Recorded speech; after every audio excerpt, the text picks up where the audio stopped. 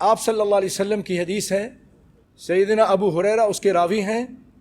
اذا مات ابن آدم، آدم کا بیٹا جب مر جاتا ہے، یعنی پوری انسانیت مراد ہے اس سے، انقطع عملہ، اس کے پھر اعمال بند ہو جاتے ہیں، جو اجر و ثواب ہے وہ بند ہو جاتا ہے، الا من ثلاث، مگر 3 کام باقی رہتے ہیں،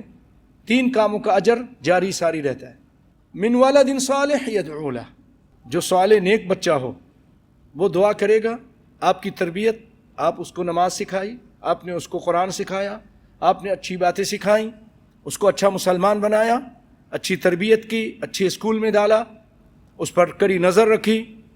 تو اب یہ بچہ آپ کے لیے دعا کرے گا،